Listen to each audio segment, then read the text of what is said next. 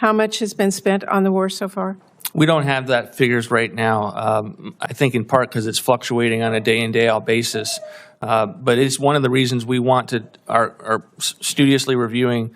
You can't even give us a range. No, I'm not going to give you a range because I don't want to be inaccurate. You're just not going to tell you and tell us because you don't want us to know how much is being spent. We have a responsibility here. Senator Merkley mentioned that. We have to know how much is spent so we can put our budgets together, so we can make our annual appropriations. On Capitol Hill, what looked like a routine budget hearing turned into a much bigger political confrontation. Senator Sheldon Whitehouse used his time with Trump budget chief Russell Vought to argue that Washington is asking ordinary Americans to absorb higher costs, while the administration pushes a budget with massive defense ambitions, deep domestic cuts, and a new fight over clean energy. This was not just a debate about numbers on a spreadsheet.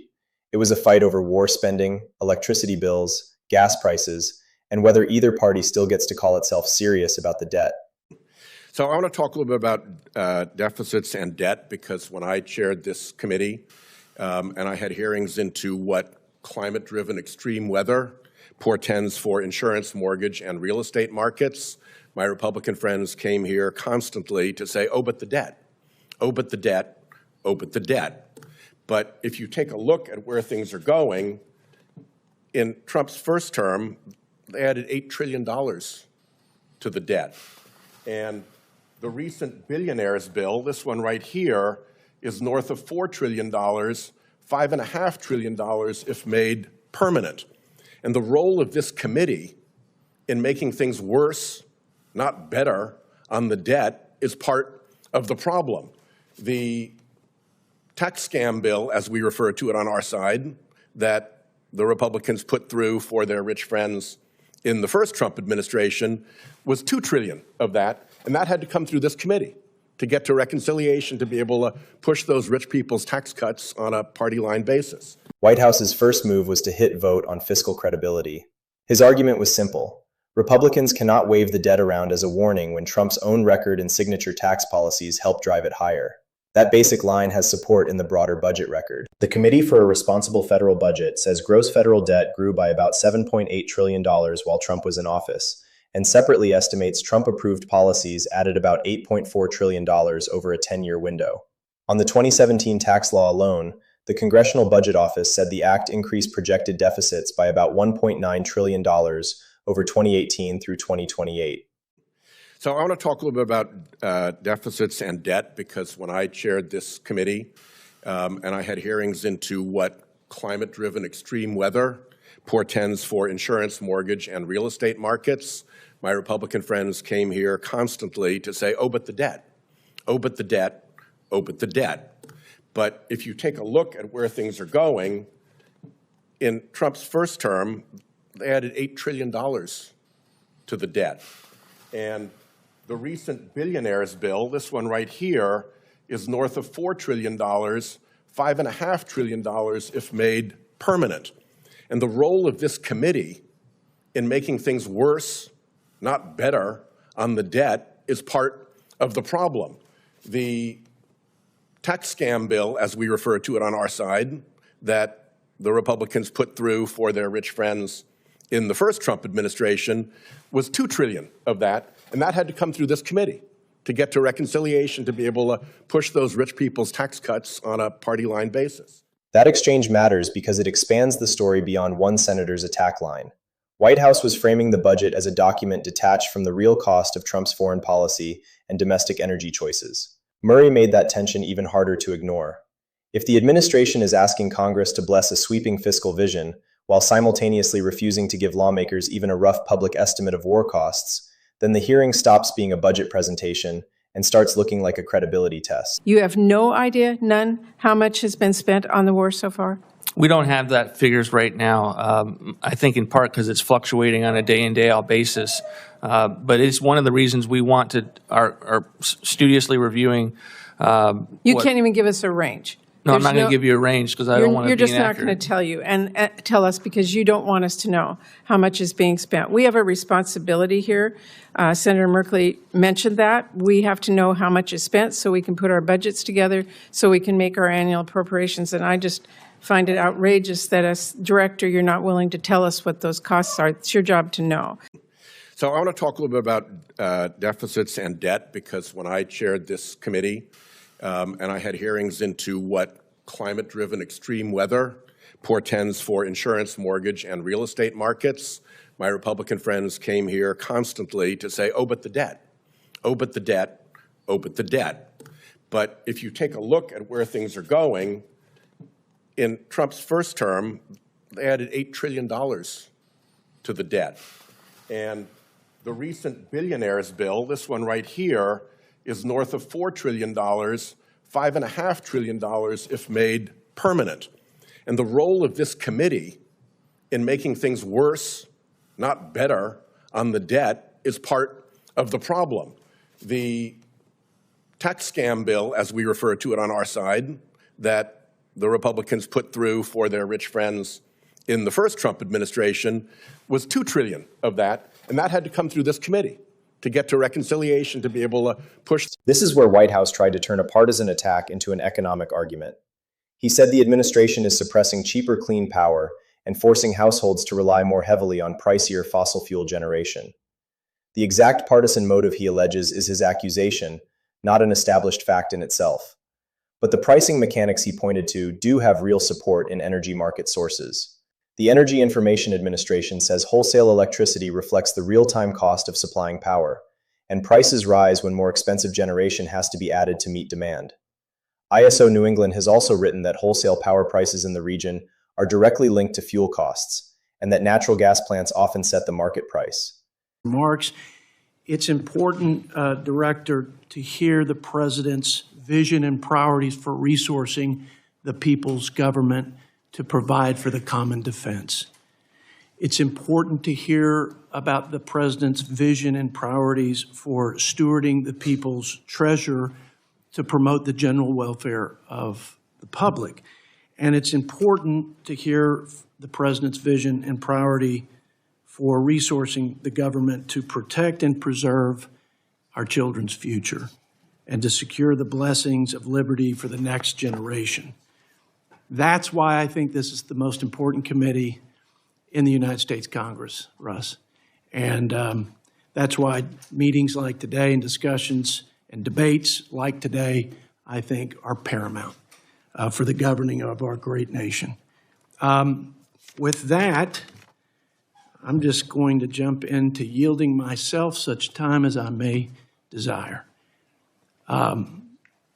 Okay, no notes here, just some thoughts. We've done well to have some constructive conversation and have civil tone. Today, I suspect, will be a little more amped up. And I'm pretty amped up myself. I hope we hear honest, constructive comments and good faith debate, but I suspect we're going to hear some spin. I anticipate we'll hear some false narratives and fear-mongering, conjecture, and even flat-out misrepresentations of the truth. That's what I expect, sadly. I hope that didn't happen. But what I think is important, Director and colleagues and ladies and gentlemen, is that we put out what I believe is factual context to this conversation. Russ, I don't know of a president in my lifetime, maybe in history, but in my lifetime, that has inherited such a complete and utter mess as President Trump did in January of last year. One self-inflicted disaster after another for 4 years of the Biden-Harris administration. And this is where the story becomes more than a Senate clash. The White House budget itself says it wants to end spending on what it calls unreliable and expensive energy. At the same time, the administration moved aggressively against offshore wind. Reuters reported in April 2025 that the administration ordered a halt to construction on New York's Empire Wind project, sending shockwaves through the industry. Later, Reuters reported that a federal judge struck down the broader halt on wind approvals, calling the agency's implementation unlawful and arbitrary. White House's broader political conclusion is his own, but the collision between energy affordability, anti-wind policy, and a war-era cost spike is very real. Backdrop to the conversation we're having here is indicated by this graph, which shows from 1980 to 2020 how income has grown in the United States. The bottom line, showing essentially no income growth, is the bottom 20% of income earners. And as you can see, their household income has stayed essentially flat. The second line up, this lower one, is how the top 1% of income earners have done.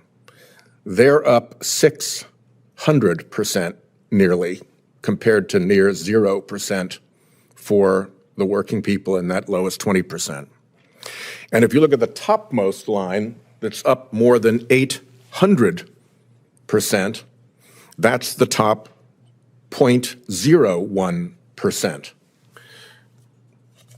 What worries me as we go into this effort is that what we're trying to produce is a golden age for fat cats, billionaires, and polluters that is going to make this discrepancy worse and worse and worse.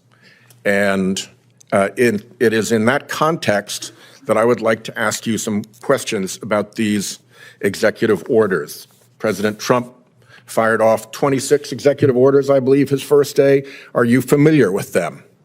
I'm getting familiar with them, Senator. I've been trying to stay abreast to them and read them. I haven't read through all of them, but I am aware that he has been very active, and I've been reading a number of them. Did you have any role in preparing any of them?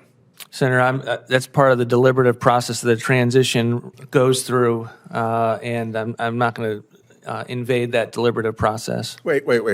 Hold. Can I have a point of order here and stop the clock? I was the chairman, you can put that down now, for a Congress in which we had, I think, over 40 hearings. And in those hearings, never once did I tell a Republican colleague what questions they could or could not ask. Those are kind of not my business. And we had some pretty out there questions, I will tell you. And we certainly never had a witness tell senators what questions they could and could not ask. So I guess I'm like, why can I not get an answer? Is there some new rule in this committee as to where these executive orders came from? That's perfectly, to me, legitimate congressional oversight. And over, this witness has told us what questions he will answer. But the oath he took was to tell the truth, the whole truth, and nothing but the truth in response to our questions. So if there's some new limitation about what question I can answer, I would like to understand that. If not, I'd like to have the chair tell the witness to answer my questions. Well, as I understand it, there's no attorney-client privilege here, right? Or you're not claiming an attorney-client? I'm not claiming a privilege, Senator. Okay, yeah, well, you're not part of the administration. Generally speaking, I guess the question is, did you advise on executive orders and which ones? Is that the question? Yeah. Can you kind of tell us that, please, if you could? Senator, I was not a member of the transition. I was not a member of the president's campaign. Do you have knowledge of where the executive orders were drafted? I don't have a comprehensive knowledge of where the executive orders were drafted. Do you have any knowledge of where the executive orders were drafted? Do you know, for instance, if some of them came out of language from the Center for Renewing America, or some of them came out of Project 2025, or some of them came out of the Heritage Institute, or some of them came out of the American Petroleum Institute? Do you know an answer to those questions? I can't imagine they came from Project 2025. The president disassociated himself repeatedly from that. But no, I can't give you a comprehensive answer with regard to where the executive orders were compiled. My assumption is that they were compiled within the transition. Well, we will see, because I think there's every reason to believe that they came from special interests and lobbyists, and we'll pursue that. let me ask you about a letter that you wrote some time ago on Center for Renewing America letterhead to the Judicial Conference. I think it's the only letter that you ever wrote to the Judicial Conference. It was dated December 18th, 2023, and it goes into a certain amount of detail about the Ethics in Government Act and about Justice Jackson's financial disclosure forms. Did you do the research for this letter into the Ethics in Government Act and into the judicial financial disclosure forms personally? Senator, our center did the research on that. And who in your center did the research on that? Our center did the research on that, and I can't speak to who did the work specifically on it. You don't know? No, I didn't say that, Senator. I said it's not. Why can't you speak to that? There's no privilege about that. No, but a think tank is a public policy organization that has a decision to note who does the work on something and who doesn't do the work on it. And I stand by that letter. I haven't read it in some time. I'm happy to look at it. But I am aware that we sent it, that I signed it. Did Mr. Paoletta, who is here, have a role in preparing this letter? He's a member of the Center for Renewing America, but I'm not going to speak beyond that. Here we go again, Mr. Chairman. I'm not going to speak. I'm not going to answer questions. Whitehouse. My He time is said up. he stands by the letter. It's his letter. I don't That's care not the what- question. Yeah, well, he just said That's it. not the question. My time is up. In the end, this hearing exposed more than a partisan shouting match. Whitehouse used Russell Vought as the face of a much larger argument, that an administration asking for extraordinary military spending and tightening its grip on domestic priorities still has not convincingly answered who will bear the cost. The White House says its budget is about strength, efficiency, and a new set of national priorities. Critics say it is a transfer of risk and expense onto families already dealing with volatile energy and economic pressure.